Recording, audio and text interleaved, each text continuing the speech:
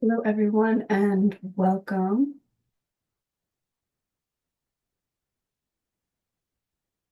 I'm happy to see you all here this evening. Thanks for being with us. I'm going to start by introducing our interpreters from Respond Crisis, who are Debbie and Christelle, so that they can just give us a little introduction on how to listen to the interpretation during the webinar this evening. Thank you. Good afternoon, everyone. Today we'll be using the Zoom interpreting function, which will be soon activated. If you're using a computer, you will see a globe icon at the bottom of your screen. If you are on a tablet or phone, click on More or the three little dots, and you will see a menu that includes an option called Language Interpretation. To listen to the interpreting, click on the globe icon or Language Interpretation. Then choose your language channel. If you're using a tablet or phone, click on Done. If you cannot hear the interpreter on your channel, please ask for help in the chat or raise your hand. Please help us promote language justice. When you are speaking, please speak slowly and clearly, especially if you're reading. Mute your mic when you're not speaking. If you do not understand all the languages being spoken in this space, please join the English channel.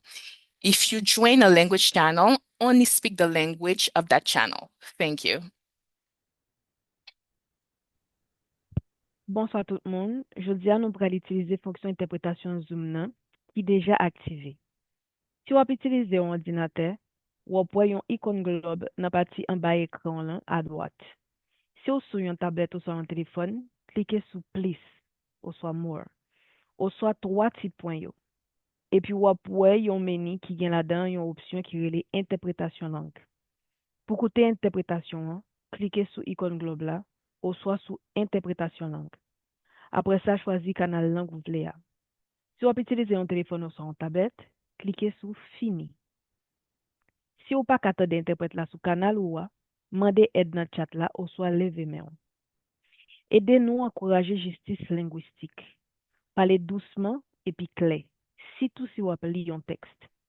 Fermez le microphone là ou pas parler.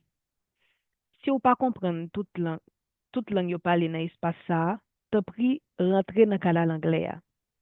Si vous rentrer dans un canal langue, parlez langue canal ça seulement. Merci un peu.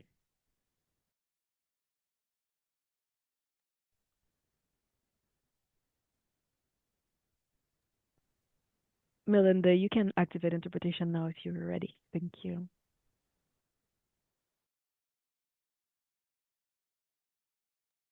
Okay, great. Thank you so much. You should see now the interpretation has been activated. If anyone has any questions, please let us know in the chat.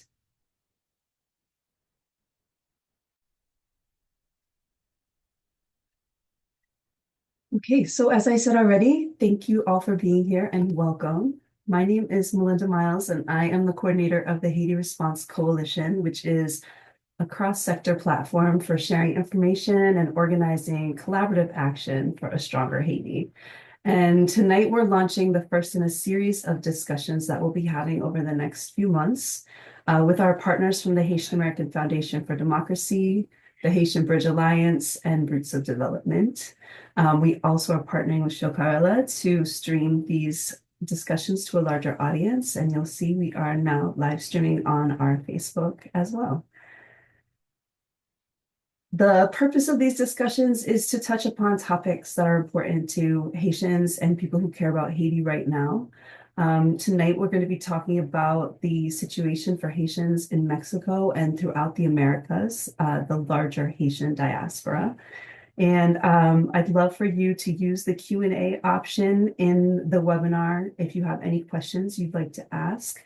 But our format is going to be a discussion that's going to be moderated and led by Nicole Phillips, who is a human rights attorney and advocate, who is a very good friend of mine, has been working in Haiti now for many years.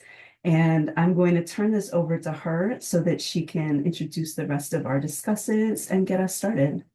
Nicole, over to you. Merci, Melinda. Thank you so much. Bonjour, bonsoir, pour tout le monde. I'm going to speak sort of English and Creole. I know a lot of our audience will be Creole. So interpreters, if this is a pain for you, if this gets really complicated, I'm sorry, let me know and I'll. Donc, alors, bonjour, bonsoir tout le monde. Et puis, moi-même, en tant que modératrice, m'a essayé de parler en créole avec anglais. C'est pratiquement impossible de ne pas parler créole dans une salle virtuelle avec Viviane parce que lui, c'est bons amis, mais puis nous toujours qu'on parle créole. Et alors, merci parce que tout le monde là, bienvenue, qu'on nous gagne un pile bagaille pour faire. Donc, merci parce que si nous tendez pour émission 1, je souhaitais que ça soit très utile, très intéressant pour tout le monde. So thank you all so much for joining. We're hoping this is going to be informative for everyone. So I was the legal director with Haitian Bridge Alliance for 5 years. And now I'm a senior legal advisor with them and also an adjunct professor with UC Law, San Francisco Law School. And so I have the great pleasure of moderating this, and I want to introduce, or at least allow the other panelists to introduce themselves. Alors moi-même, well, you're going to interpret, so this is okay. Okay, so I will pass it to Karel, although Karel really needs no introduction. I think when we were traveling in Mexico together, almost all Haitians who saw him walking down the street or heard him speaking turned their head and recognized that voice. But if you could do the honors, please, Karel, and introduce yourself. All right. Hello, everyone. This is Karel. I'm a media personality based in Haiti.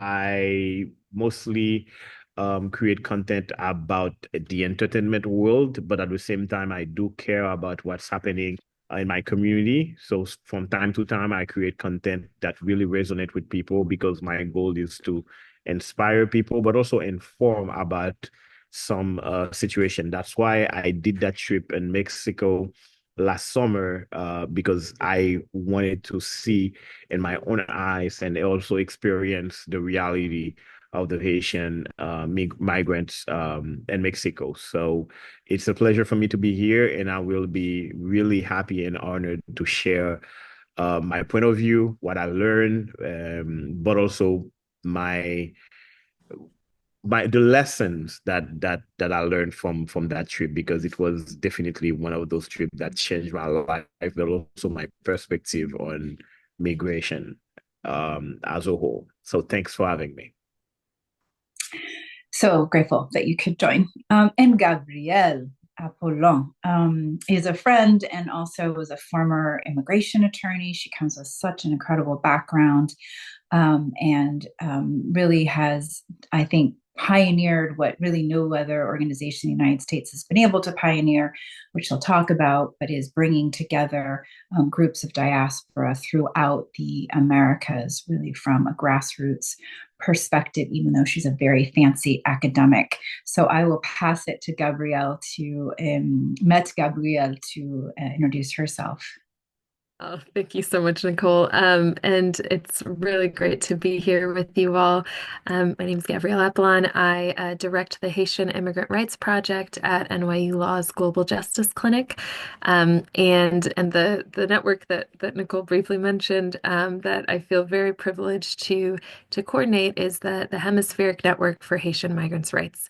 I'll share more about it, but it's a network that connects Haitian migrant rights leaders in about 14 different countries in the hemisphere. And I'm extremely passionate about talking about just how much the Haitian diaspora has transformed over the last decade plus, and also just what it means for our communities. So thank you so much for having me. Grateful for you to be part of this conversation also. Et finalement, Viviane, petite frère, Sam, si tu es capable d'expliquer qu'est-ce qu'ils ont lié, vraiment, Viviane, c'est capable de dire que Haitian Bridge Alliance, HBA, parce que c'est lui-même qui est basé dans Mexique, c'est lui-même qui est basé sur frontière, il a expliqué ça, et puis c'est lui-même qui t'a fait parcours lui-même, donc il connaît ça, l'idea, et pas seulement l'île, mais il vraiment connaît, il est disponible pour clients, pour Haïtiens, 24/7, tous les jours, toute journée. Donc, et en plus, c'est juste un bon monde. Et donc, Viviane, t'en prie, et introduis-toi tout. Bonjour tout le monde, merci Maître Nicole, merci en pile et pour ces mentors moi et tout ça me connaît moi de Oli. Moi, je suis Viviane Petit Frère, moi, j'étais au Mexique depuis 3 ans et depuis 3 ans, ça m'a travaillé pour Asian Bridge Alliance. Moi, c'est organisatrice communautaire, moi, je travaille ensemble avec Mexicains, droits de l'homme et actuellement, je suis vice-présidente Parlement migrant. Pour la première fois, oui, il y a un Parlement migrant. Et nous avons regardé comment on a modifié le loi à travers et en faveur des migrants haïtiens. Merci en plus.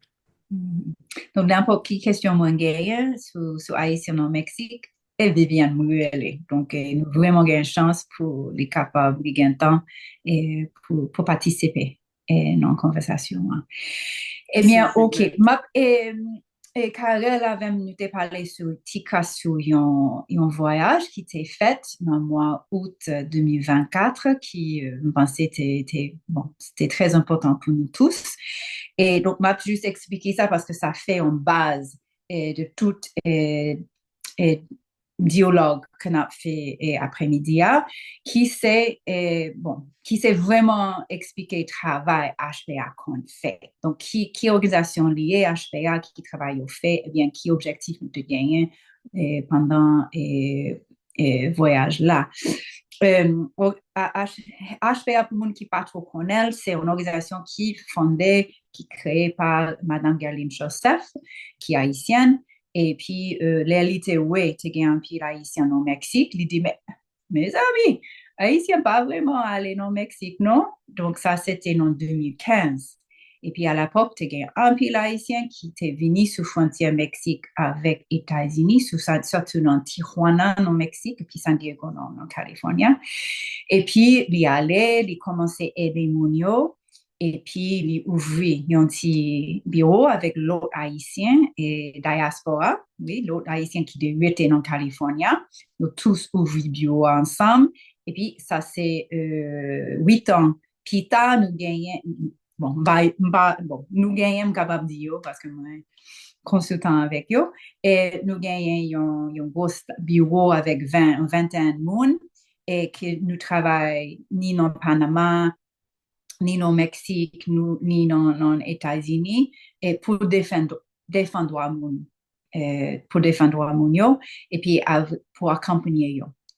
Donc, n'importe quelle question légale yo gagne, on comprend nous là pour répondre aux questions, pour essayer d'aider yo. Et en plus, nous faisons un petit plaidoyer dans Washington, D.C. Nous tendons parler de TPS, soit haïtien, nous sommes là pour gouvernement. Pour Président Biden, by haïtien TPS, power humanitaire, programme Biden, etc. Voilà. Donc, nous sommes allés avec Karel, avec Madame Melinda, avec Viviane, avec l'autre staff HPA, et avec un gros caméra avec Karel, et juste pour documenter, mais qui Jean Mounio était dans le Mexique, parce que nous t'en parlé. Et nous connaissons, il y a un petit problème au Mexique, mais nous devons vraiment connaître, mais qui gens mounio vivent dans le Mexique. Il y a un qui passait par le Mexique. Objectif toujours, c'est pour les États-Unis. Ils voulaient passer un minimum dans le Mexique parce qu'ils voulaient aller avancer pour les États-Unis. Eh bien, il y a l'autre monde quand même qui établit une diaspora dans le Mexique qui préférait rester au Mexique. Donc, on a parlé, on a eu une petite conversation sur pour qui ça, et qui j'en ai fait, et qui j'en tout ça pour eux. Juste pour commencer avec quelques informations, pour créer un petit contexte pour toute la conversation. Et m'a dit que pour Haïtiens entre États-Unis et Kenya, il y a 2 moyens en général. Premier moyen, nous déjà qu'on parlait sur programme Biden là, CHNV Parole, OK? Donc, depuis janvier 2023, il y a 214 000 Haïtiens qui entraient aux États-Unis et jusqu'au mois de septembre, donc c'est plus qu'on y a, et sous programme Biden là, OK? Deuxième chemin pour Haïtiens entrer aux États-Unis, c'est depuis frontière Mexique et pour entrer aux États-Unis à pied, entre guillemets. Alors, et pour faire comme ça, il faut que nous gagne un rendez-vous avec une application sur un smartphone et CBP1. Donc, vous n'attendez pas les CBP1 et c'est ça lié. C'est possible pour essayer d'entrer sans autorisation, sans rendez-vous CBP1, mais Mounsayo risquait juste de déporter directement, pas avec vraiment droit. Donc, Haïtien, yo connaît, faut faire rendez-vous avec CBP1 pour yo capable d'entrer aux États-Unis plus facile, plus entre guillemets légal, pour yo capable de chercher asile quelconque. Donc, ça, c'est les deux moyens. Avec rendez-vous CBP1, sous chaque mois, ils ont approuvé 44 600 chaque mois avec application CBP1. 44 000. Haïtiens là-dedans. Donc, ils ont gagné 4 nationalités, Venezuela, Cuba, Mexico avec Haïti. Donc, c'est l'un des 4 nationalités qui puissent utiliser, puissent accepter CBP1, mais je ne connais pas exactement qui statistique, mais je suis capable de dire à peu près peut-être 8 000 Haïtiens chaque mois entrés avec CBP1. Et en plus, dernière statistique, c'est nous entendons parler de Panama et Darien et non Panama. Et ça, c'est là, et si moun yo basé dans Brésil ou bien Chili ou Venezuela quelconque, et faut que yo passe par Darien, sauf si yo gagne un statut légal et depuis Chili, peut-être yo capable d'aller en avion. Mais un pile haïtien passé par Darien et qu'on y a chiffre, yo vraiment descend depuis l'année dernière. Donc, gagné à peu près 41 000 Haïtiens qui passaient sous Darien depuis 2023 jusqu'au septembre 2024. Et avant, capable de dire 2021, 2022, il était augmenté, donc 80 000 Haïtiens dans un an. Donc, ça vraiment descend. Il y a moins de monde qui est passé par derrière. Et pour qui ça? Parce que nous connaissons, c'est pas gain moins de monde Chili, gain moins de monde Venezuela qui quittent les pays ça pour aller au Mexique. Et puis nous connaissons tous, c'est pas facile d'aller directement à Haïti pour Chili, pour Sud-Amérique. Et parce que l'aéroport pas ouvert, il n'y a pas qu'à aller à Saint-Domingue, il n'y a pas qu'à joindre un visa, il n'y a pas qu'à aller. Nous vraiment coincés depuis Haïti. Donc, c'est pour ça que je pense que gagner moins de monde.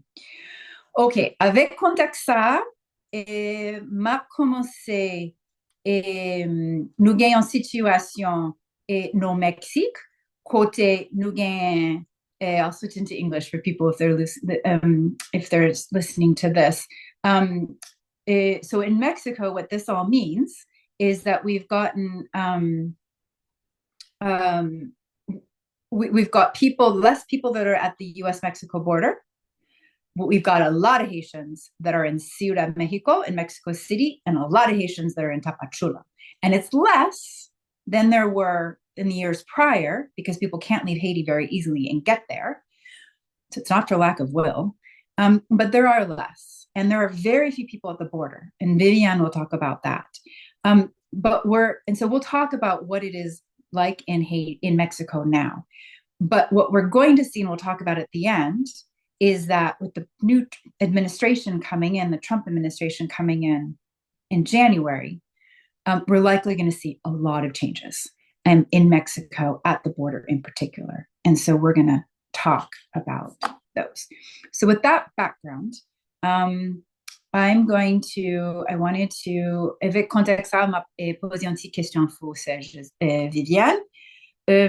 Si vous capable de parler, Viviane, sous parcours, voyage, moun qu'on passe kounya, donc ou les ou rencontrer un haïtien et dans Tijuana ou bien Ciudad Mexico quelconque, qui route, qui parcours, yo comprend et de qui côté yo vini et puis si capable t'en prie aussi parler sous détention sous frontière là. Merci, Maître Nicole. Bonsoir encore. Et pour le moment là, et avant 2023, depuis le gouvernement américain, Biden, camarade, envoyé une délégation spécialement dans Tijuana avec Ciudad Mexico pour faire plus pression sur le gouvernement mexicain là, pour éviter de quitter les frontières Philippe. Donc, tout le monde qui était sorti Nicaragua en octobre, août et année dernière, qui était 2023, ils ont style tapachou là. Ou bien, ils ont arrivé au Mexique, non. Et c'est une complicité entre le gouvernement mexicain et le gouvernement américain, puisque à ta CBP-1, on est capable de gagner depuis tapachou là. Donc, c'est un bagage qu'ils fait pour assurer que tout le monde était tapachou là. Et en plus, Tapachula, c'est une ville qui n'a pas d'infrastructure. Si le développement où elle est là, c'est à partir de 2021, les deuxième caravane qui est sorti Brésil, Chili, vini. Tout le monde qui est là, pratiquement, c'est le monde qui est sorti Chili avec résidence. Yo qui gagne une semaine, depuis semaine passée, ils expiré, ils vini pratiquement irrégulier. Ou bien, monde qui est sorti dans dernier fuite nous te gen Haïti là qui était Nicaragua. Timidement gen grand monde qui passé par Panama, mais pour qu'on y a pas vraiment gen rentré puisque Saint-Domingue c'est celle unique liaison parce que aucun d'un vol ça ou pas jamais sorti Haïti même. Yo te toujours sorti monde passé venir Saint-Domingue pour rentrer. Et moun Saint-Domingue yo te kon touché $2,000, $3,000, moun yo pas jamais pour difficulté pour payer $2-3,000. Kon y a Saint-Domingue pas vle même. Yo pas vle kobla, yo pas vle passer, yo pas vle rien. Donc, toute raison pour payer. Tout le monde qui Tijuana actuellement là, c'est moun qui vini et dans réunification familiale que famille ou pas rencontrer. Ou qu'on est quel que soit la loi qui gagne, c'est toujours contourner li. Donc, il y aurait une famille, certes, mais on n'a pas venu sous identité, vraiment. Et les gens n'ont pas venu sous identité, les rives Mexique, ils sont obligés de reprendre l'identité qui fait des lits en irrégulier, puisque identité qui t'a pour bali, possibilité pour régulier, c'est pas identité pali. C'est trois sortes de façons dans le moment ça là qui bail possibilité à et vinn gen un petit pot tout petit là qui c'est Cuba et les moun yo venir de manière régulière sous ça nous les moun yo dit États-Unis yo fin pour yo et entonces les moun ça yo fin joindre réunification familiale et au pas qu'à venir yo seulement qu'à passer Cuba pour le moment ça voyage ça sorti au Cap il passer par Provo moun yo fait escale Cuba de Cuba yo prend pour yo vini Mexique, yo descend et Guadalajara, et de Guadalajara, yo capable d'atteindre Ciudad Mexico, c'est là où il y a famille, ou bien Tijuana.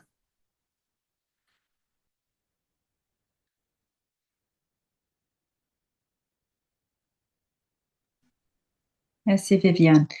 Et puis, qu'on y a gagné un pile monde et depuis et non tapachula avec Ciudad Mexico. Et puis, il y a moins de monde sur frontière là. Est-ce que vous êtes capable de prix et expliquer pour qui ça gagne monde tapachula, gagne qui sous frontière Guatemala non Mexique, gagne monde non capitale Mexico, et puis pas vraiment gagne un petit monde sur frontière là. Et depuis ou sous frontière, te gen 2022, c'était une entrée sans précédent. Moun yo te rentré illégal parce que Californie, c'est un État démocrate. Il pas vraiment pratiqué déportation. ou bien détention arbitraire, zéro fait sous l'autre porte d'entrée.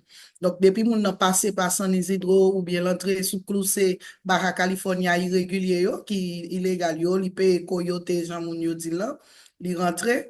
Donc, depuis moun sa rentre, li rete là. Et li quand même joine aide et full stamp tout bagay, puisque California, c'est un état qui pas de problème avec immigrants. Et ou capable dans dernier sur ça comment et San Diego gagne on porté c'est troisième épisode là on y a même presque pour le tourner Florida. Donc et les vinn constater ça gouvernement Biden Kamala t'es vraiment pressionné yo passé par militaire yo puisque on connaît SCJN qui c'est Colte suprême gain manière gain droit qui déposé pour comment pour traiter humain même et traitement ça au fait entre militaires qui c'est Guardia National, nous connaissons la corruption en espagnol, yo. Et puis, moun sa yo qui gen des cop nan men yo, et actuellement là, à l'époque là, militarisé, ou pas qu'à passer sous voie terrestre pour entrer Tijuana, irrégulier, ça nous est légal là, et non plus dans l'époque là. Si vous arrivez dans l'époque là, il y a tourné ou, et tapachou là, en façon pour décourager migration massive qui te gagne à partir de 2021, 2022 et 2023.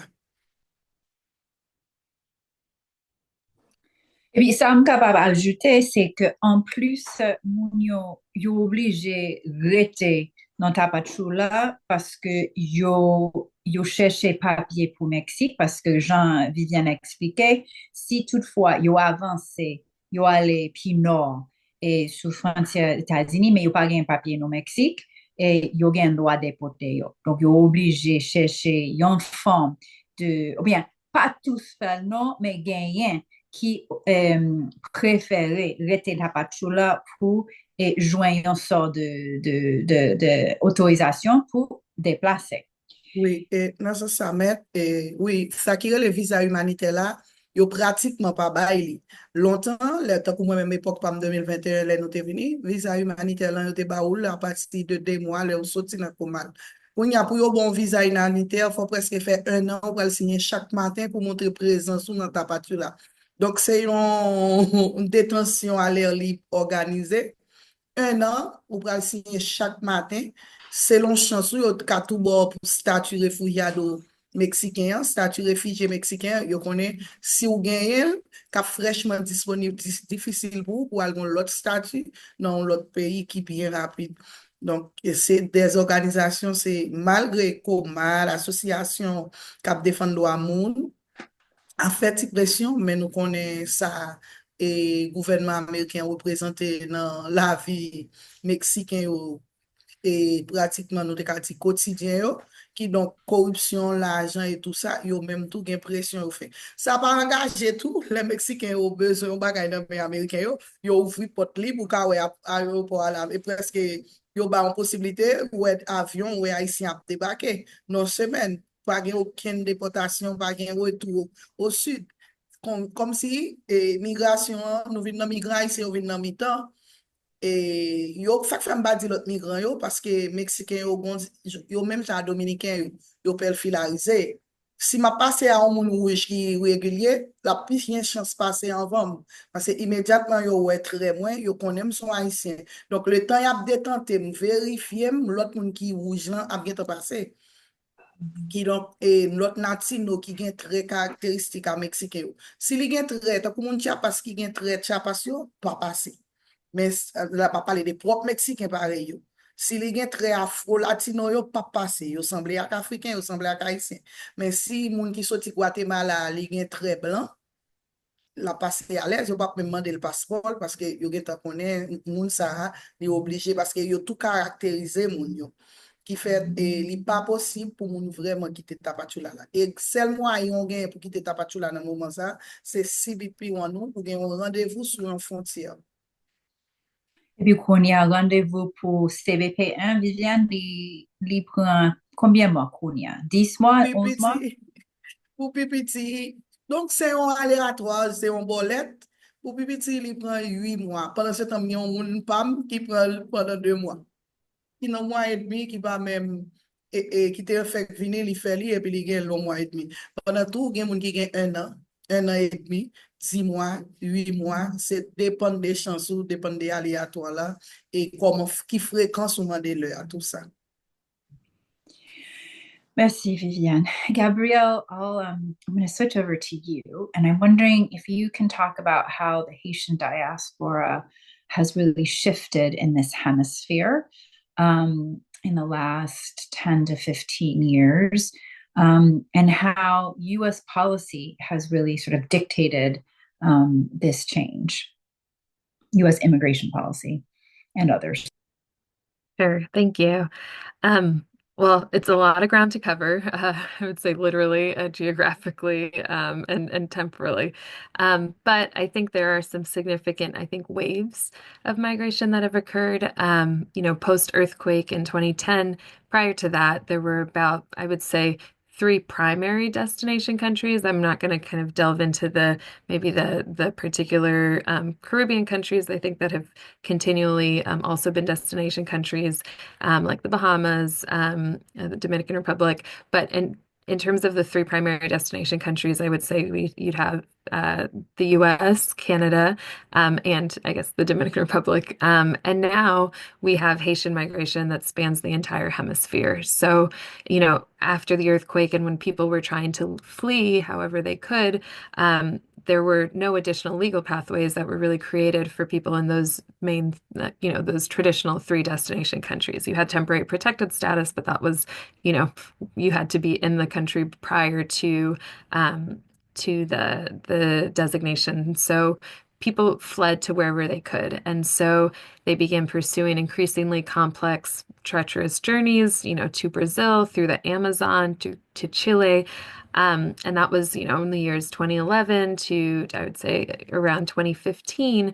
And that's when this economic downturn occurred in those countries. I'm doing the short version, so I know I'm not saying everything, but when that economic downturn occurred, that is when people started taking the journey, after having gone through, many people going through practically the entirety of South America to get to Brazil and Chile. People were then leaving Brazil and Chile to go through, but north this time, through Central America and to Mexico, many to try to get to the US border. And this is when, as always, U.S. immigration policy comes in because, and I know you can speak to this in a lot more detail, but as the U.S. and, frankly, the Obama administration tried to stop Haitians from coming in large numbers into the U.S. Across the southern border, they in fact changed their policies, their immigration policies. They began a new policy of deterrence, which I know you all at HBA challenged in court, but that in effect limited how many people could come across the border and request asylum. And it was specifically, as many of our, frankly, anti-immigration policies in this country have begun, was specifically targeting Haitians and trying to halt Haitians from coming in.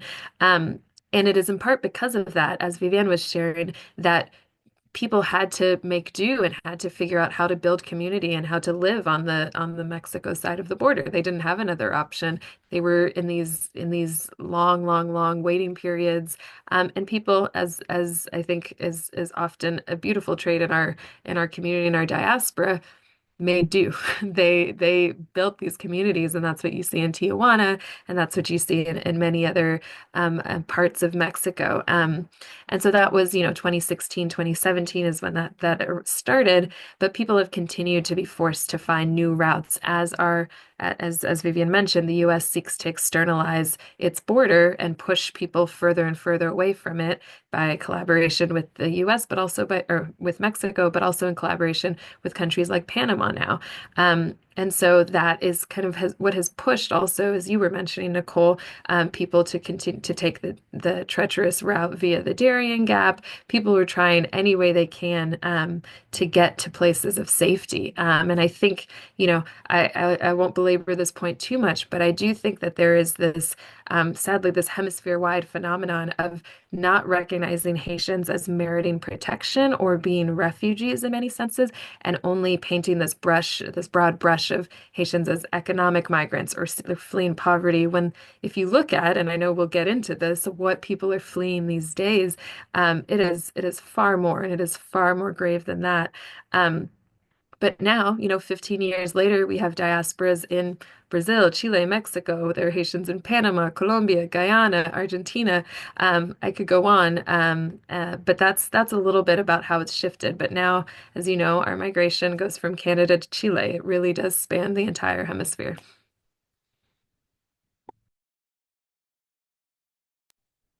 Thank you, Gabrielle. Viviane, j'ai une autre question pour. Je voulais poser une question sur le gouvernement mexicain. Surtout, nous avons une nouvelle présidente qui est une femme, qui c'est Claudia Sheinbaum. Et alors, nous connaissons le gouvernement mexicain et le gouvernement américain pas qu'à faire exactement ça. Il fait sans complicité gouvernement mexicain.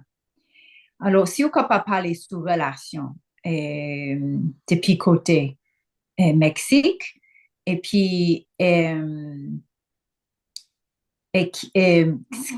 complicité à gagner entre le gouvernement mexicain avec États-Unis et en plus qui ça vous pensez jusqu'au présent, qui ça vous tendez sous président Sheinbaum et qui ça vous pensez qui protection bien manque de protection la gagne pour immigrants, surtout immigrants haïtiens parce que vous avez déjà parlé sur le racisme qui est là, qui est réel et qui est dans tous côtés gouvernement, système immigration, système réfugié et non Mexique. Donc, t'as pris parler, est-ce que nous capables une amélioration avec le nouvel président ou bien même bagaille là, même système raciste? Et Claudia Sheinbaum, qui c'est comme si on parle première page de l'histoire Mexique, exactement à pour faire quelques petits bagailles. Mais malheureusement, Claudia, c'est continuité et López Obrador. López Obrador, c'est gouvernement droite qui se passe presque 10 ans. Donc, corruption a été stable, puisque moun n'a pas changé. C'est même état-major, au commandement, il était même place. Et nous connaissons pour les États-Unis, il y a des gens qui ont étudié, il y a des gens qui ont l'école. Donc, qui y a CIA plus narcotrafic, qui y a gros et pas rôle parler tous les jouets dans migration haïtienne ou bien dans migration irrégulière, ça nous est illégal là. Donc, là, nous finissons massivement, les bons pour nous tout, parce que yo même pendant l'État occupé à suivre nous, yo même occupé à régler affaire par nous. Et puis, dans toute présence, ça yo, corruption arrêtée. C'est vrai, et CLJN, il y a une façon de libre immigrant, mais employé, il y a un corps américain en même, il y a une pression américaine en même, il y a une liaison avec agent CIA ou bien l'autre agent. Donc, il est obligé de faire exactement l'autre. Donc, moi-même, ça me constatait. Dernièrement, moi, j'ai fait un chita avec ça nous était carré le directeur départemental en Haïti. Et que me demande le service, il dit oui, de lui même moi-même il était qu'à faire mais bureaucratiquement il pas capable.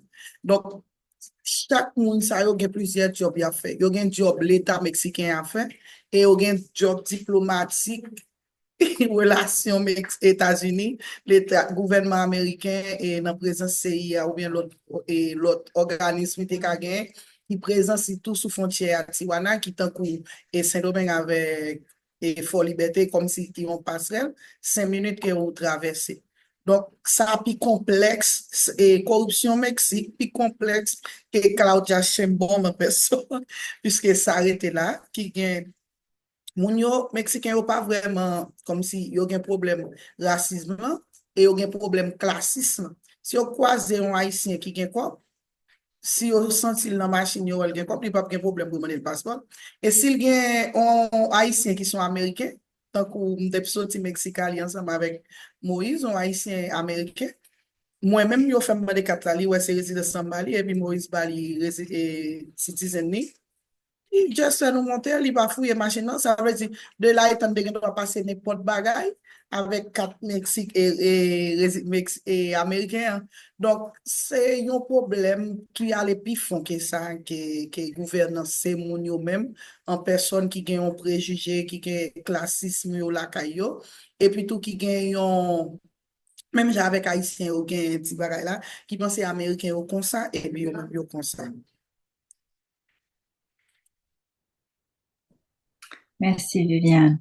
Et Karel, m'a passé une question pour, et t'en prie, et, qui changement? Ouais. Parce que où qu'on parlait avec un pile monde, et puis Paris, semblait toujours en France, à Paris, Montréal, et Mexique, un pied côté, Florida, bien sûr, un pied côté. Donc, où qu'on voit un pied changement dans la diaspora, et puis qui ça ouais, c'est ton courrier force majeure, depuis perspective par là, et puis qui impacte? Est-ce que nouvelle diaspora qui toujours a grandi, qui impacte ça gagne sur Haïti? Voilà. Merci Nicole. Son belle question qu'on posait parce que je dis moi, je vais faire réflexion ça avec bon, l'autre ami. Pour raison, c'est parce que moi, dans Floride, qu'on y a, moi, traversé sorti Paris, moi, dans Floride, et puis, moi, rencontré côté pour me passer, spécialement dans Home Depot, que m'aller en pile parce que mon construction que m'a fait, et moi, je vais dans pile haïtien. Et en pile là, d'ailleurs, fin que vini. Il y a un électricien qui est supposé travailler pour moi. Et puis, monsieur a raconté justement l'histoire sur Haïti. Quel que soit le monde qui rentre, que rentre sous résidence, que rentre dans le programme humanitaire, que vous passez justement sous frontière, là, etc., vous sentez que gagne toujours nostalgie, ça. C'est malgré eux même qui fait que vous venez et aux États-Unis. Et tout ça que vous parlez, tout c'est comment il y a organisé en communauté. Et vous sentez que le fait que vous cherché opportunité et rester New Jersey ou bien rester Floride, c'est pas ça qui est important pour eux, c'est qui côté opportunité à eux, comment ils sont capables de vivre pour supporter reste famille qui était en Haïti. Pour moi, c'est toujours ça qui est toujours motivé tout le monde que je rencontré comme migrant, que son monde qui vient là pour résidence, mais il y a monde en Haïti qui est intéressé. Ou joindre de l'autre monde qui c'est des monde qui est ancien tout dans la diaspora, des monde qui peut-être là depuis deux, trois générations qui est toujours sensible pour ça qui a passé en Haïti. Et en pile dans le monde, ça retourne là où tu es venu. Tu pas venu pour te arrêter. Tu es venu pour te faire un petit temps, étudier ou bien travailler, mais que tu es rêve, tu prends retraite en Haïti. Donc, situation en Haïti, hein, plus les difficiles, c'est plus là, non seulement pousser d'eau haïtien qui est en Haïti dehors, mais tout qui a empêché un pile l'autre qui te get emparé pour te tourner, retourner, qui vient faire changer, un pile changement dans la vie. Et nouveau diaspora, ça est façon que les mêmes la comporter, c'est difficile parce que en pile dans la diaspora, ou toujours penser un jour à retourner la caille, quel que soit l'argent que lié, ou bien il y a moyen pour retourner la caille. Mais là, qu'on y a, mais pas un vol, il est encore plus difficile et il fait qu'un pile monde fait des choix pour y arrêter malgré eux même boy ici là. Il y a des gens qui viennent qui peut-être pas aimer genre société a fonctionné, qui pas aimer et façon que eux-mêmes y a vu ou bien opportunité que vous pensez au table joindre, pas joindre mais quand vous tournez mais qu'on y a tourné pas même en option. Et il est encore plus difficile encore qu'on y a pour ouais, tout des gens qui t'a allé tout, qui te connaît que, oh, m't'a voulu chercher moun qui l'autre bois, m't'a cherché l'autre moyen pour t'entrer.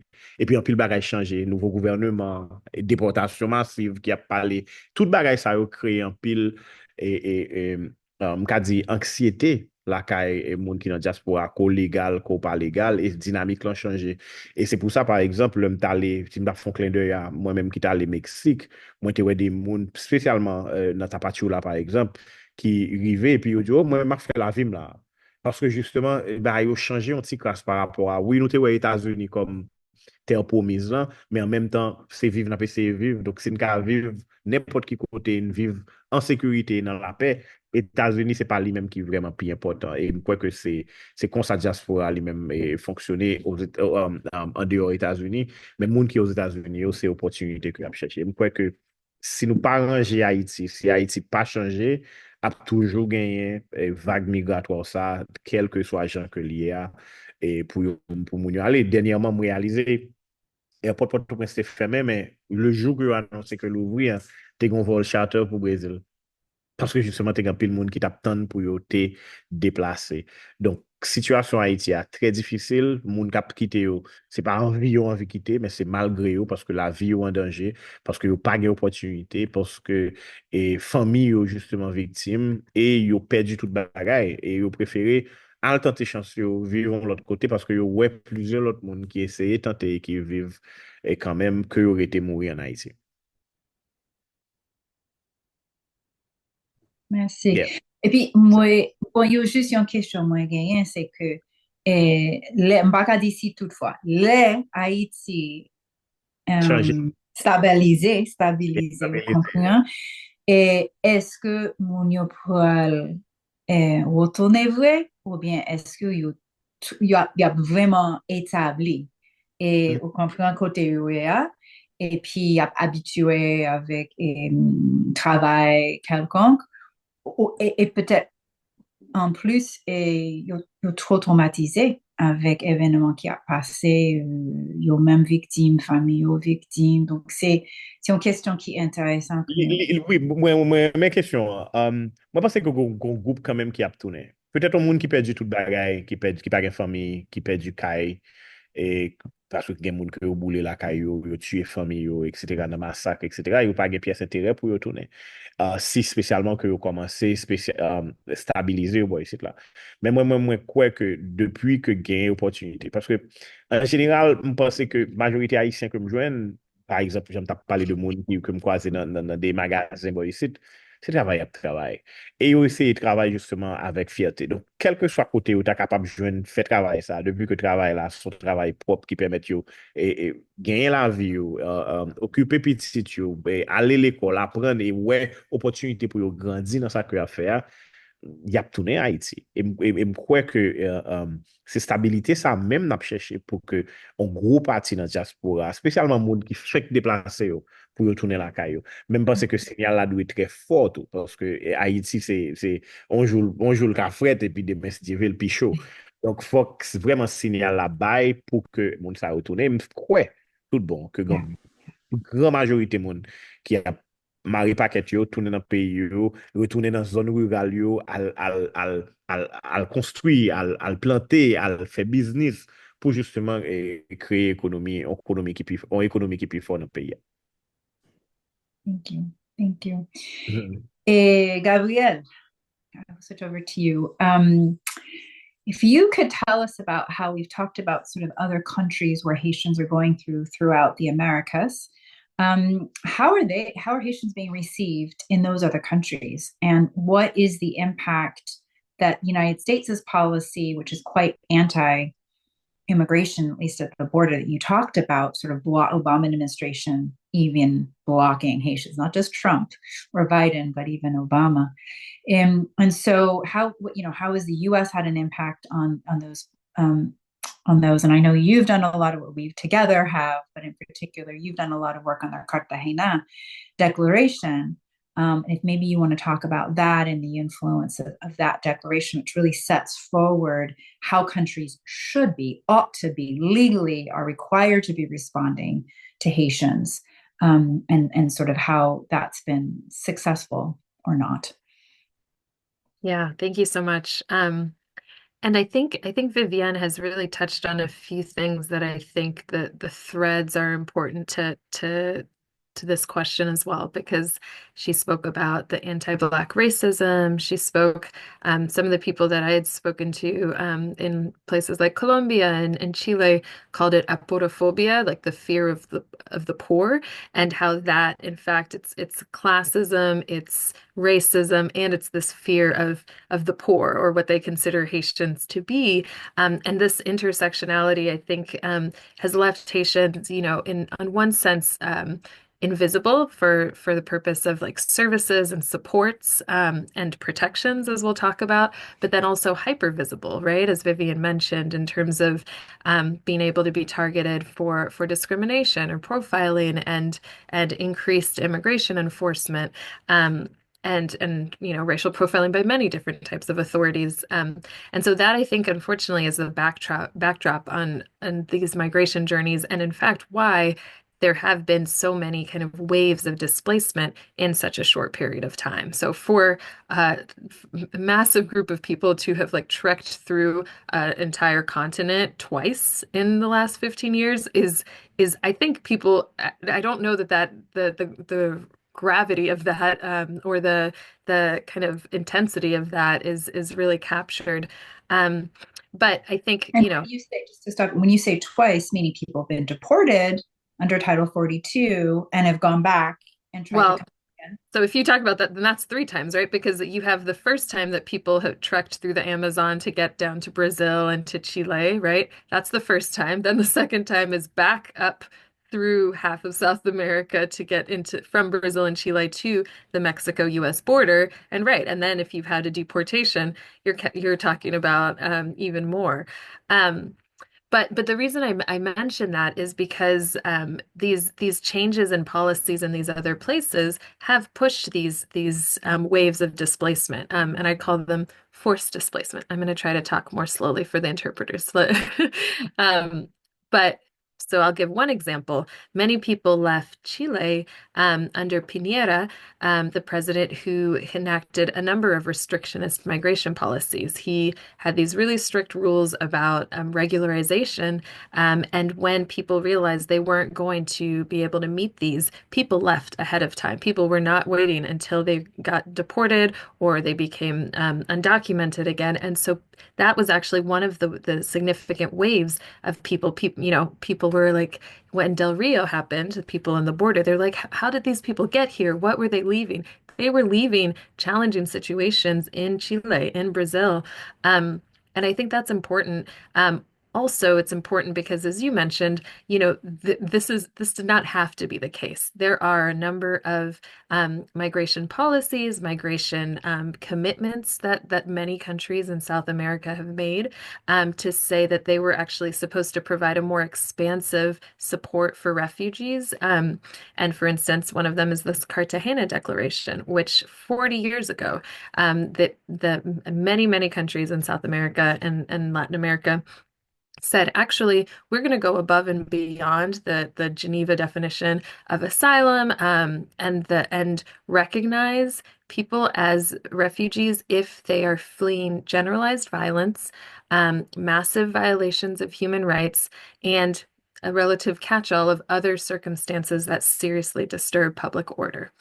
And anybody who knows the situation in Haiti right now, it's quite shocking to think that no country until very recently recognized Haitians as, quote, fleeing generalized violence, fleeing massive violations of human rights, or fleeing other circumstances that disturb public order. I think you'd be hard pressed to describe Haiti as otherwise right now. What were you going to say, They Nicole? approve Venezuela, but not Exactly. Haiti. Yes. So Venezuelans, and that's why I think this double standard is important, because you are seeing that it's not that these protections don't exist, it's that they are not being put in place for Haitians due to the anti-Black racism that they're facing, due to the discrimination and sadly the historical discrimination that Haitians have faced throughout the region. I do want to maybe end on the note of Mexico has in fact started to apply Cartagena Declaration this past, actually earlier this year. And I'm happy to share, I think I'll try, or Melinda will share a report that we wrote about why Haiti or why Mexico should be applying it. Simply just describing the realities of what has been occurring in Mexico, or in Haiti, sorry, getting all my countries confused.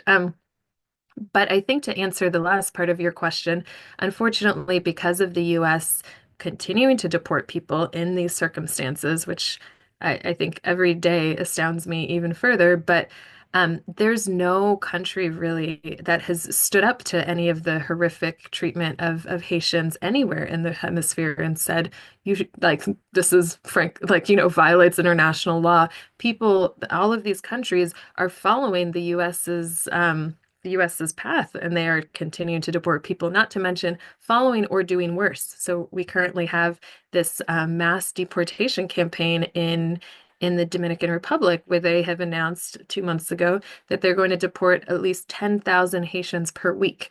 That is approximately 500,000 or more over, and it's astounding. And this is happening purely on the basis of racial profiling and discrimination and the myriad violations that are occurring. And yet, who is standing up against that? Unfortunately, everyone has some kind has I would say a buffer, because the US is doing it. there seem to be no consequences. And so I think that's why these conversations are important, because we have to look at the situation and the treatment of Haitian migrants in a hemisphere-wide fashion. It's not just in one country. It's not just in a few countries. And to add to that, the US's policies have sort of rendered the United Nations, the Inter-American Commission on Human Rights, impotent, because they have all come out, the UN High Commissioner for Refugees, UN High Commissioner for Human Rights, Inter-American Commission on Human Rights, have all said the US should not be deporting Haitians to Haiti. And they are. And so that means, they're washing their hands of these big bodies. So what if that means the Dominican Republic is going to do the same thing and resist these big bodies? And so that's the type of influence that the U.S. government has globally, unfortunately, in the lack of protections for Haitians throughout the Americas. Sorry, Nicole. The one thing I do want to mention, because I think to the extent we are talking about U.S. lawmakers, and unfortunately we have a whole nother situation come January, but even in this prior administration, there's been this focus that the U.S. it wants to help stabilize Haiti, and it wants to, there's this kind of phrasing, and yet the U.S.'s ally, the Dominican Republic, is sending tens of thousands of people into Haiti at this time, including unaccompanied children who are sadly very vulnerable to forced recruitment for gangs. They're sending people into situations right into the hands of armed groups. And so I think this framing of the U.S., only here to help stabilize Haiti, I think, needs to be questioned in its support and continued support of its allies that are actively, not actively destabilizing the border, these various communities that are already hard pressed to support the people who are fleeing the capital. I'll pause there.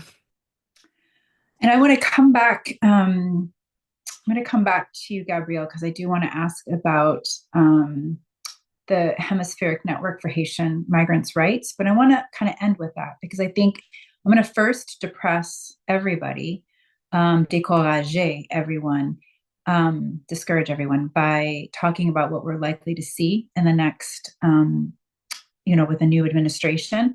And I want to come back to that network as sort of the hope, to leave us with a little bit of hope. So I'm going to now just go over a couple of things of what's likely to happen before January 20th. Oh, sorry, interpreters. I'm going to switch over to Creole for this. Qu'on y a parlé sur qui ça n'a poué normalement avant 20 janvier. Et 20 janvier, c'est le nouvel président prend position inauguré. Et puis après 20 janvier, après qu'il prend position. Et qu'on y a là, j'en ai expliqué, Mounio utilisait CBP1 à plat pour faire un rendez-vous pour entrer aux États-Unis. Nous pensons que jour 20 janvier, premier jour du président, Trump pourra terminer CBP1. Ça veut dire tout le monde qui est déjà au Mexique, tout le monde qui cherche rendez-vous pour entrer, et si vous n'avez pas un rendez-vous avant 30 ou bien 31 décembre 2024, année A, et vous ne pouvez pas entrer aux États-Unis avec CBP1. Et donc, ça veut dire Trump pourra craser CBP1 net. Ça veut dire la fermer frontière là, vous n'avez pas gagner droit entrer aux États-Unis. Ce programme, nous pensons que la FEA, c'est un programme qui relève MPP. MPP, c'est Migrant Protection Protocol. C'est là qu'il était utilisé dernière fois qu'il était président. Et lui-même dit que nous avons un droit parce qu'il est obligé by mon opportunité pour chercher asile. Donc, là, dit, vous avez un droit appliquer pour asile aux États-Unis, oui, mais faut qu'on fasse depuis Mexique. Ou pas vraiment droit entrer aux États-Unis et seulement appliquer pour asile depuis Mexique. Ça veut dire nous pourrons gagner un petit migrant sous frontière là qui pourra le coincer, emprisonné sous frontière là. Et puis, normalement, le processus pour chercher asile, il peut prendre 2, 3, 4 mois. Nous pas connaître vraiment, il accélérer tant pour chercher asile, mais nous pas connaître. Moun yo pas vraiment gain droit à avocat, yo pas vraiment gain un droit qui raisonnable, qui gain justice. Dernière fois, Haïtiens pas inclus là-dedans. Yo pas là-dedans. Vous comprenez? Nous pas connaître est-ce que est-ce que MPP ou bien nouvel programme les commencer, est-ce que Haïtien là-dedans ou bien non? Sinon, je pense que ça qui est capable de vivre pour Haïtiens qui essaient d'entrer aux États-Unis et pas un moyen, pas un chemin légal, non?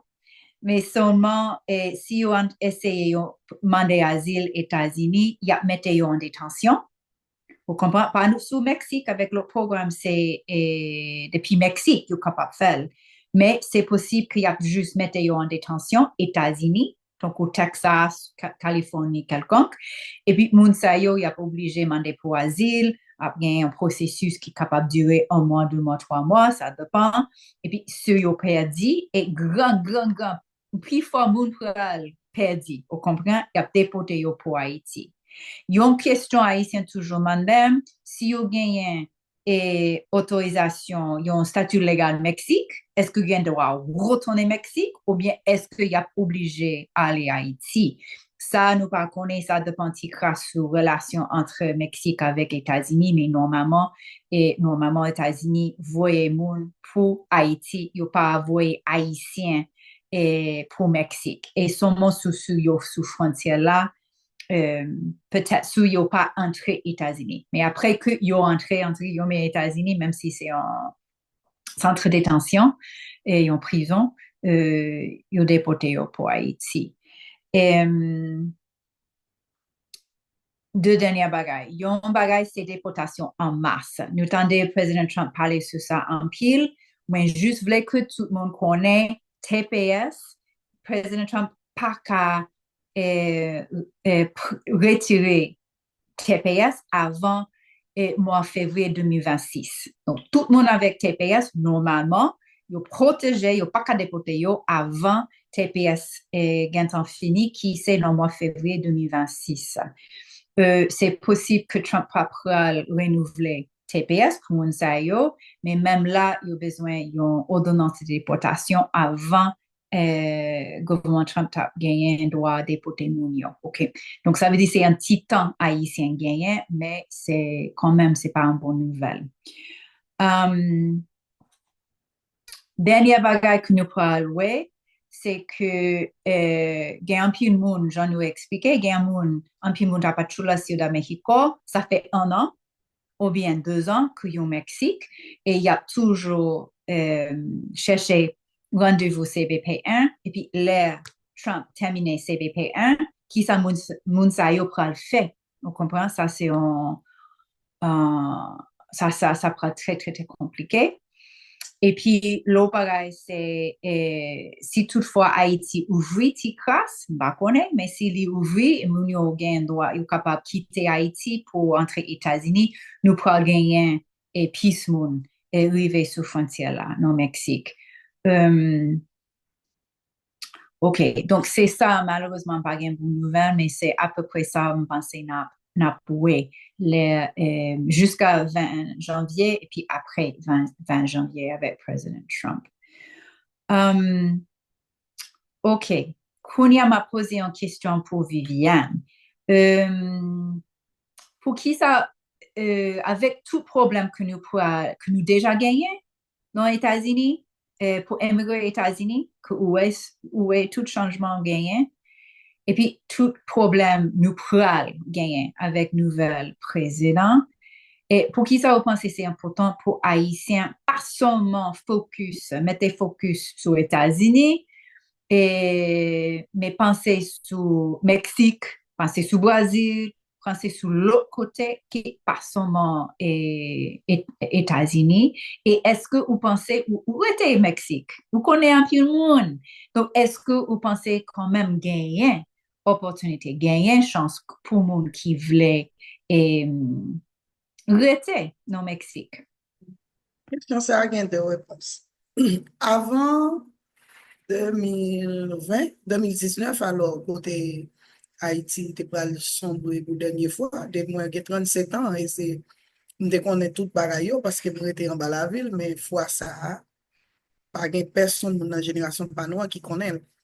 Et tant que j'en mais avec Mexicains qui dans le Parlement au Bunzio, longtemps, Haïtiens étaient qu'on voyager pour faire de classe, pour le pays étranger, pour un corps, ou bien pour faire un bagage. Mais génération qui a voyagé, c'est moun qui a chargé pour chaper la vie. Moun qui a voyagé, c'est moun qui a voyagé pour chaper la vie. Donc, aux États-Unis, ou ka tout koto vle. Moi-même, moi, devine Mexique avec les États-Unis. Pas même au Mexique, même quand je suis au Mexique, moi-même, moi, choisi pas aller aux États-Unis. Malgré que j'ai toute possibilité pour aller aux États-Unis, moi, je dois passer, même pas arrêter. Oui, c'est une folie ou bien c'est un rêve, et m'te son souhait que chaque monde, surtout pour Haïtiens, est capable d'aller aux États-Unis. Mais réalité, nous, actuellement là, c'est être en sécurité. Et quel que soit côté. Actuellement, là, moins pour beaucoup de Pamtiwana, dans nos juillet, dans nos chaînes, ma pour une intégration. Donc, depuis frontière la fermée, comme qui qu'on a bail qui pour faire frontière militarisée, il pas même gens encore. Donc, tout le monde est capable d'aller dans la ville que vous voulez. Donc, c'est comme même cap vinn bail une possibilité et mettre dans bus à la ville pour capable enregistrer et pour même le côté faire qui font plaisir. C'est comme ça en 2021. Ils étaient fermé. Après toute déportation massive, ils viennent connaître aucun monde va avancer sur frontière là. Et c'est comme même qui bail bus qui décentralise Tapachula puisque Tapachula petit et te gen presque 10 000 Haïtiens et dans Tika pas vraiment trop infrastructure. Donc, moi, je pense à partir de janvier, tout le monde va aller dans la ville qui est infrastructurée, donc Tijuana, Guadalajara, Monterrey, il y a un travail, il y a possibilité. Et nous avons une chance, nous accueillons les Haïtiens plus que nous accueillons l'autre nation, nous toujours dit nous remettre travail. Parce que nous-mêmes, nous travaillons et pour nous gérer le côté nous et gérer le mon Haïti. Donc, nous obligés de travailler et nous à fond pour nous gagner ça, nous gagner, puisque nous avons plusieurs objectifs pour nous gagner comme blanc. Qui donc, il y a un pile moyen, il y a un pile gourmet, il y a un pile lutte qu'a fait association qu'a gourmet pour ouais, comment vous capable modifier loi surtout dans Baja California, capable ajuster loi laborale qui c'est loi travail pour migrer ou capable gagner possibilité et nous-mêmes qui déjà là capable impliquer nous plus pour l'autre monde qui venir kounya yo sous frontière là capable connaître celle ça me connaît nous ka survivre n'importe côté nous fait le tapachula et yo kembe tapachula capable ouais tapachula c'est haïtien qui développé avant 2021 tapachula pas gain ampleur ça donc il y a pour arranger nous pour vivre. Donc qui ça moins vle nouvelle t'es une communauté de 2016 à 2021 et Mexique t'es une communauté et t'es un pile haïtien. Ça m'a encouragé pour la prochaine communauté qui va le faire à partir de 2025, puisque nous connaissons à partir de 31 décembre. Et bon, ce n'est pas nous qui disons, nous tous connaissons que l'application, c'est depuis qu'on a privé dans les limite. Pour ne pas faire même genre avec premier monde 2016-2021, nous connaissons des gens qui étaient fin établis Mexique, il y a toute possibilité qui levaient aller. Et qu'on y a qui t'a pas connu ça ou tabac pour retourner. Nous ne pas souhaiter nous faire ça parce que Mexique a plus d'opportunités. Réussite ou plus vite Mexique parce que États-Unis ont pile de mode, Mexique a plus d'opportunités. Si vous voulez étudier, une décision seulement. Vin là en 2021, même si tu as fait troisième année faculté. Donc, c'est une décision. Et depuis que tu étudié, Mexique n'a pas pour couler. Immédiatement, pas pauvre encore parce que c'est apolophobie, même c'est classisme. Immédiatement pas dans statut moun pauvre, moun qui vient de manger encore, Mexicain en tant qu'on blanc. Il pas de problème pour lui, il a injure pour ça qu'a fait. Depuis le film de enquête dédicace, qui sont qu'on fait? exactement qu'on va qu'on fait pour pas entrer là. Si problème mexicain vini, c'est vini pas venir demander. Et c'est un privilège haïtien gain, yo konon pas venir demander, yo konon pas venir travailler. Donc intégrer tête tout au lieu de penser frontières et applications qui peuvent le faire, que nous intégrer tête nous, sortir tête nous. Il y a un pile bagaille. M'a regardé deux peintres haïtiens là, que toute journée là, c'est yo qui sous TikTok. D'accord. Et, excusez-moi, moi bégué, si je ne peux pas parler rapidement, m'a bégué en pile. Et donc, il y a un pile et changement qu'a fait. Donc, qui problème qui te gagne qui fait Mexicain ont toujours un petit problème perfil là. Avant 2016, Mexicain ont pas été jamais ouais, moun noir dans niveau yo vinn ouais nous en massivité. Puisque était toujours des migrants, mais c'était migrants latinos qui parlaient même langue avec eux, qui même coulaient avec eux. Et qui donc, en 2016, là, ont commencé à gagner masse. Yo te kon wè moun noir, mais c'est black américain qui gagne quoi.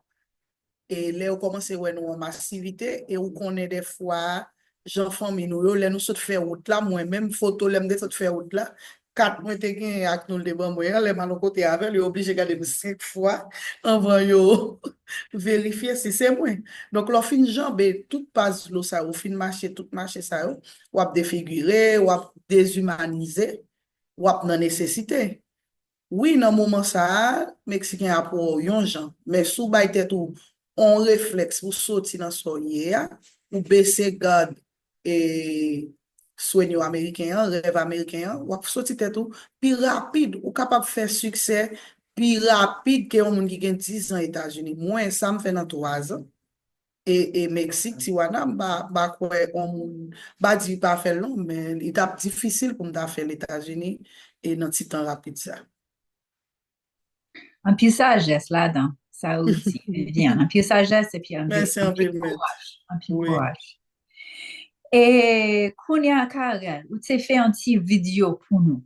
Et t'en prie si vous êtes capable d'expliquer vidéo et puis Voilà. montrer. Eh bien, dans mois d'août qui tout passé à, moi j'ai eu une chance de faire un voyage extraordinaire avec toute équipe toujours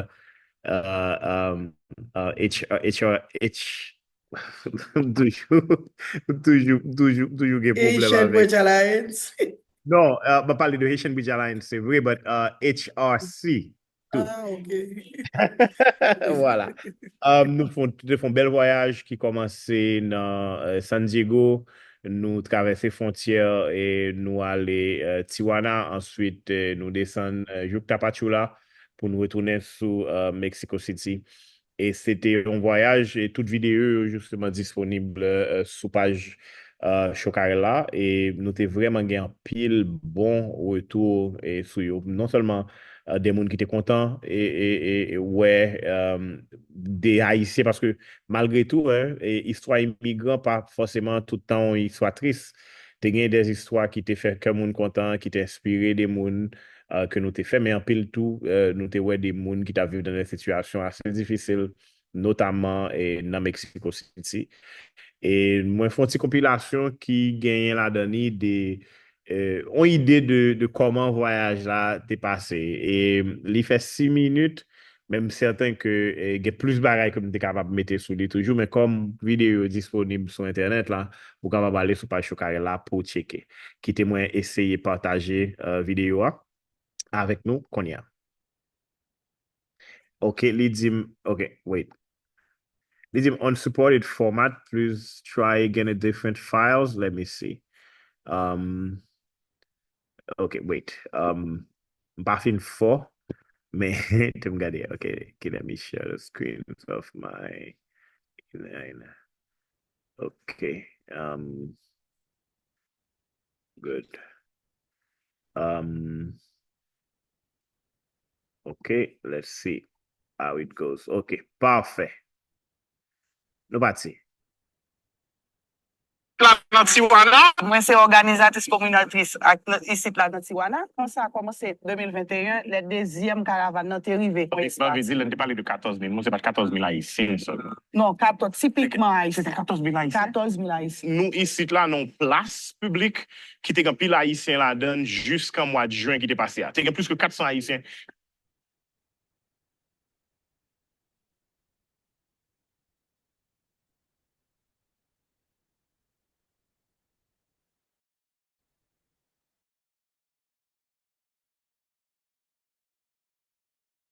peut-être sacrifier ça pour petit, non, pour papa. Tapachula, c'est ville, c'est pour port d'entrée en pile migrants qui sorti dans la zone sud qui passait par Guatemala. Et nous sommes obligés de traverser les frontières pour nous regarder comment la situation est. Peut-être qu'il ne faut pas tout me voyage, mais d'après Haïti a fonctionné, et donc nous obligés de mettre pieds nous. Moi, j'étais douce encore, avait dit nous-mêmes, nous qu'on fait business depuis Haïti. Nous avons acheté Titoni, Alvan Saint-Domingue, nous avons des postes Elias Pin, et donc ça va venir, il y a maltraité nous. Et puis nous prenons des décisions de nous ici. Nous venons pas Mexico, mais nous pas venir décider pour nous avancer devant, mais nous venons pour nous être là. Moi, j'étais avec le président en 2021 et puis moi, j'ai décidé pour la route là. Et puis moi, j'ai arrivé, moi, j'ai enfermé, peut-être 3 mois dans la prison aux États-Unis. Et ensuite, Il a déporté. malgré qu'il y a un avocat, donc ça va marcher. Ça va marcher. 2017, nous quittons Haïti. Je pas l'autre option, c'était parti parce que tout ça me fait me créer jazz. Moi, il paraît vraiment difficile. Et puis, mettre comme des options aux États-Unis même. Solution, c'est qu'il résidence là. Et puis, créer propre business.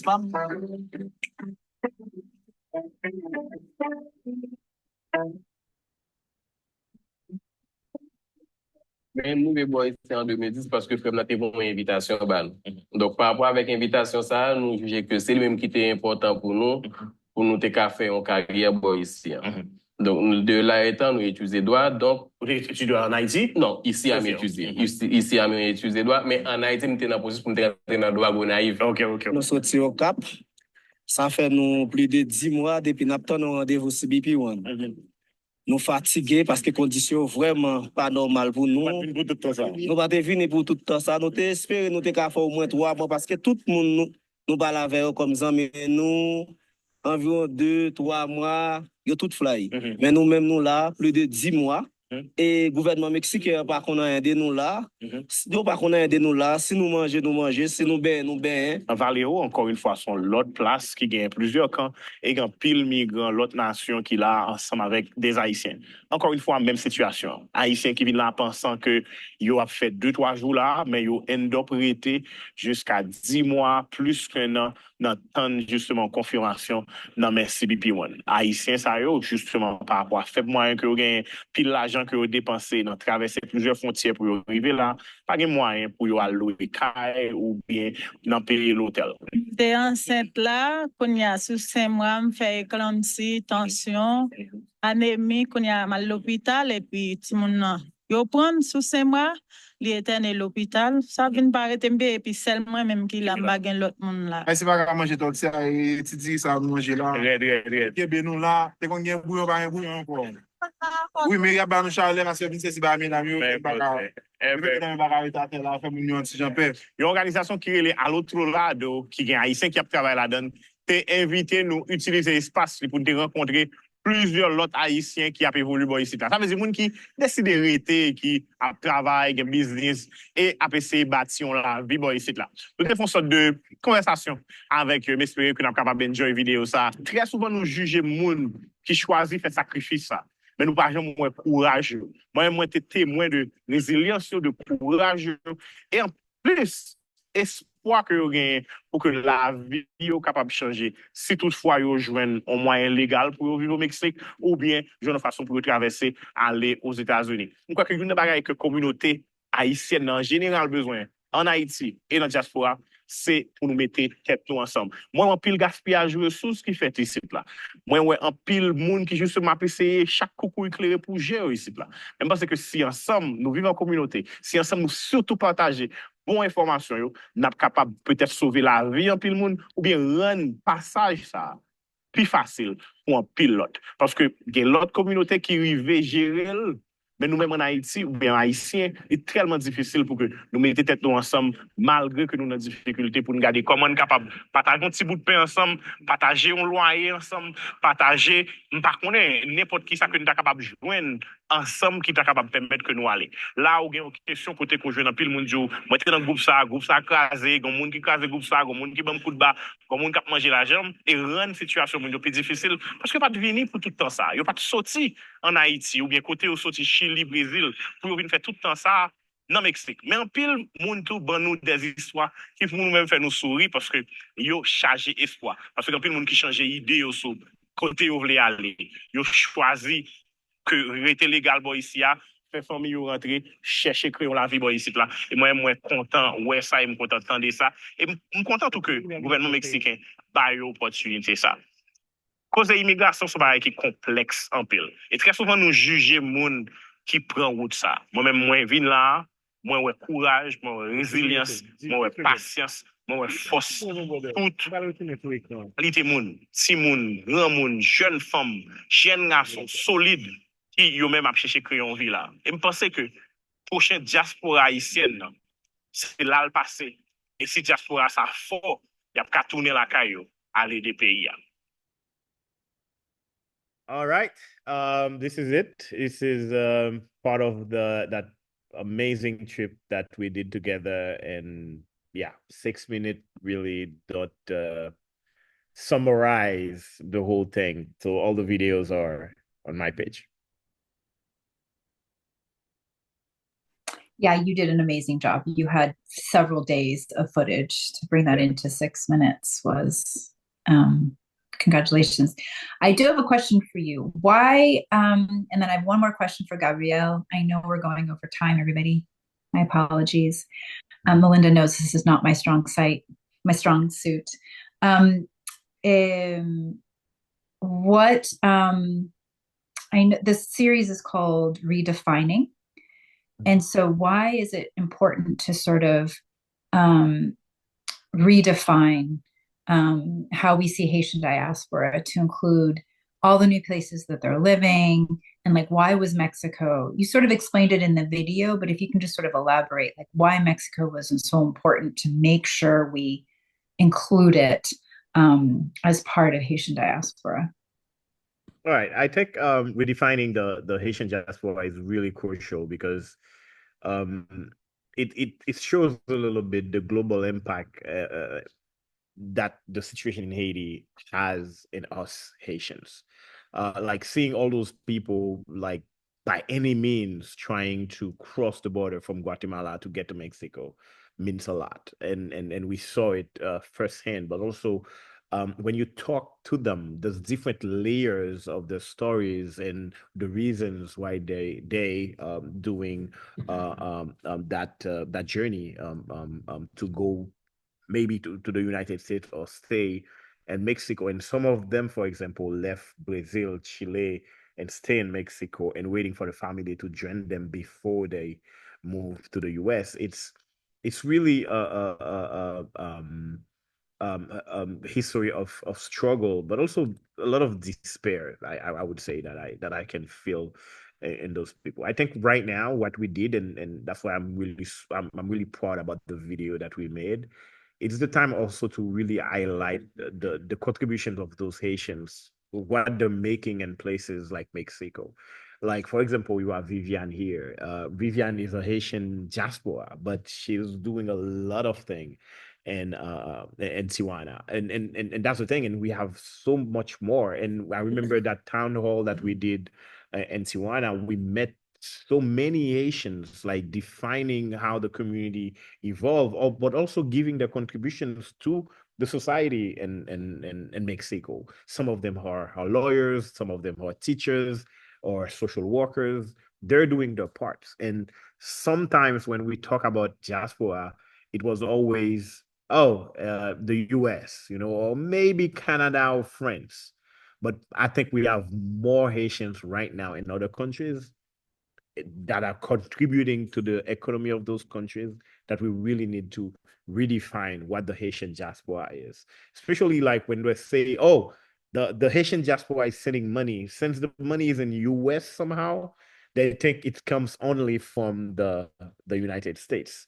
But there's plenty of other Haitians everywhere in the world contributing to the Haitian economy by sending money to the family to support them, but also giving all they have in those communities where they live in. So I think it's really important to really highlight that. And I think what we did in Mexico was part of that, because a lot of people didn't know there's Haitian restaurant in Tapachula, for example, or there's a Haitian restaurant in Tijuana, or Vivian is the queen of the city somehow.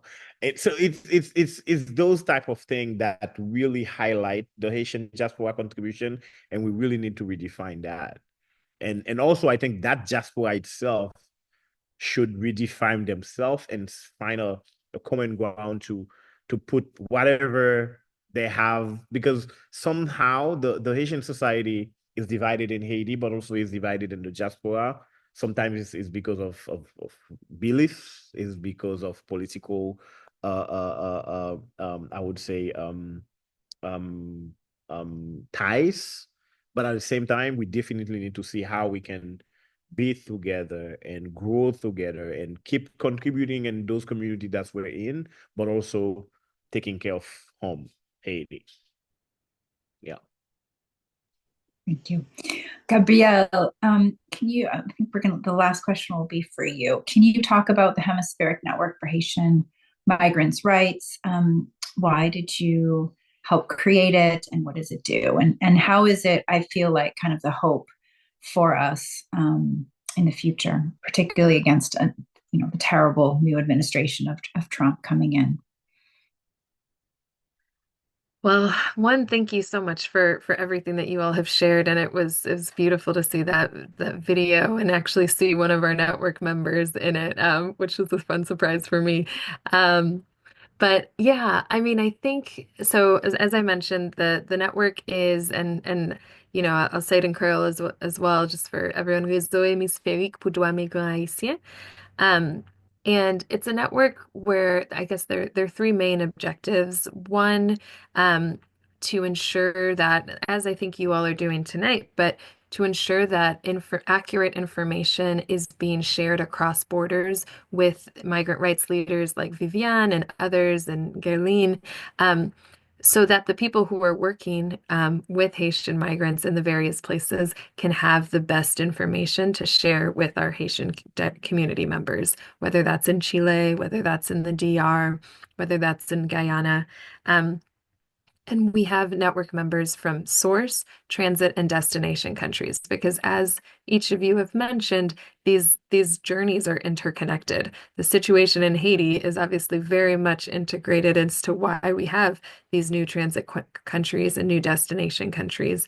And what's going on in those transit countries impacts what the destination actually ends up being. I realize I need to keep this short, so I'm going to keep going. Second, it's really a space to facilitate transnational advocacy related to these issues that are affecting Haitians everywhere, whether it's these mass deportations or anti-Black racism. We know that, sadly, anti-Blackness knows no borders. And so we have to come with this fight across borders. We have to come to this fight and work transnationally. And I think what you mentioned, Nicole, and the thing that does give me hope, honestly, is one, working with incredible leaders who are supporting their own communities. I think, as Karel said, when the cameras go, when there's not a crisis that's in like the front of the New York Times, it's our community members. It's people like Viviane who are there day in and day out, meeting members at the hospital, like helping, sadly, unfortunately, bury people who are suffering and who pass away in these places, but also celebrating people, like helping people host weddings and baptisms. Like, these are the people who are making these communities thrive. And we want to amplify their work. We want to amplify the work that Haitians are doing for themselves.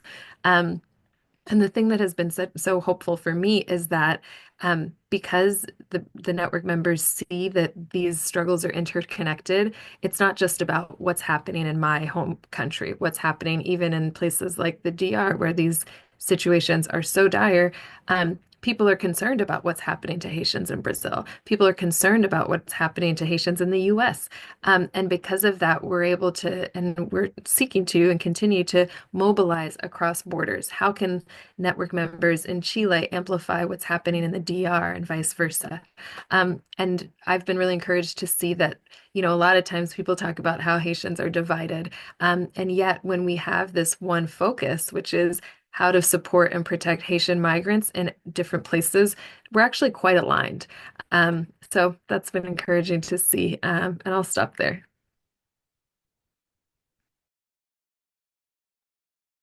You're on mute, Nicole. Dernière question, promis. Viviane, qui ça qui baille espoir? Qui baille espoir pour lever chaque matin, même avec tout courir chaque jour, tout tendre chaque jour, tout qu'on est prêt à arriver au Mexique avec l'élection qui t'est passée aux États-Unis? Qui ça me fait? Ça qui leve, c'est que situation migrant yo, c'est une situation personnelle pour moi. Donc, moi connais. Et les moi, ouais, un migrant haïtien va dire mon bonjour. Mais les moi haïtien, il est identifié son haïtien. Et des fois, pour une petite confusion, je dois penser c'est un Africain. Mais si me dit bonjour Africain, même si cela me dit pas attendre. Et les moi haïtien, comment ça me fait? Comment est frère? Et mon haïtien aussi, tant aussi, a travaillé dans façon qu'on est quelque complexe. Parce que c'est l'éducation nous qui a problème. Les gens dans une situation, pour lui, il sentit déshonneur, et les gens haïtiens, ils sentit ça déranger. Et moi-même, pour mettre en confiance, je dois faire quoi pour faire? Soit bon la millionnaire, comment il est. Et puis, son façon pour montrer lui que entre moi et avec lui, et je suis toujours prêt pour me dire, oh, moi, pas sorti aux États-Unis. C'est l'homme de fer, c'est 2021, je suis sorti au Brésil. Vraiment, oui. Et puis, comment on fait? Je me dis, pas de personne ici. Moi, juste penser, je toujours jouer nos bagages et tout sauf les capable de jouer. Je suis vraiment fatigué pour me faire balance, équilibre, restaurant, pour me faire études, moi, dans une langue que je ne pas maîtriser. Et dans une plus grande université qui était un paquet de challenge moi et ou même seul bon Dieu qui connaît travailler et j'aimerais venir mettre tête moi mon yo tout vinn moi tant que minuit mon n'a problème ou bien simple dépasser dans tête li compose numéro me répondre et si j'aime clair quitte moi kon numéro pas numéro moi pas vraiment dire pour ça mon relève dans le ça me répondre ni moi parler et réponse qu'il a besoin dans moment ça yo te vraiment apprendre qui ça passé. Puisque moi pas fait droit, moi c'est assez c'est moun qui fait droit et moi c'est organisatrice solidaire. Moi te bay tête moi on petit chance me dire mandez-les chaque matin, faire ce capable ou même mandez-les chaque matin sous joindre nous joindre et si on vient camper le tout ou redéfinir priorité ou. Donc ouais me lever chaque matin c'est ouais kounya là programme moi c'est comment me capable préparer terrain pour moun ça yo pour crise ça cap venir et moi te connais et en tant que collègue moi maintenant Nicole capable ou connaît ça que c'est pas moi presque un an m'a goumé pour intégration pour qu'on mal redéfini pour moi être capable bâtir un parlement participer là-dedans et chita avec toute couche et nous jouer une chance chita dans législative et dans la chambre législative mexicaine c'est pas un gloire pour moi mais au moins qui ça me capoter comme moun k'ap goumé sous frontière pour arriver à l'intégration. Moi, connais le pape 100%. Et heureusement pour nous, nous pas chercher 100%. Nous chercher, quel que soit haïtien qui sous bout de terre, ça, il a juste besoin 50 gouttes, il toucher, il boit des prestiges, il voit $50 Haïti, et puis le correct l'a bien passé. C'est ça, n'a cherché, c'était toujours bien ça, c'est le premier chapitre là, ça, et c'est ça qui motive chaque matin, qu'on est utile. Merci un peu de mettre. Merci, Viviane. Eh bien, un gros merci pour Melinda Miles. N'a fini là. Un gros merci pour Melinda Miles qui t'a organisé tout ça. Puis c'est lui-même qui fait un petit plan pour jeudi. Merci pour Angie Bell qui t'a supporté nous, qui aidé nous un peu tout. Et puis, merci pour Monsieur Carrel, pour M. Gabriel, pour Sœur Viviane, merci pour tout le monde qui participait, et puis merci pour l'audience, soit sur Internet, sur Chocorella, ou bien soit sur Zoom, qui est toujours là avec nous. Merci parce que nous sommes toujours là. Thank you, everybody, for your participation, and a big thank you for Melinda Miles. Thank you to Nicole Phillips. Thank you so much, everyone. C'est un plaisir. Angie me souhaite reconnaître ou venir manger goumio. N'a vini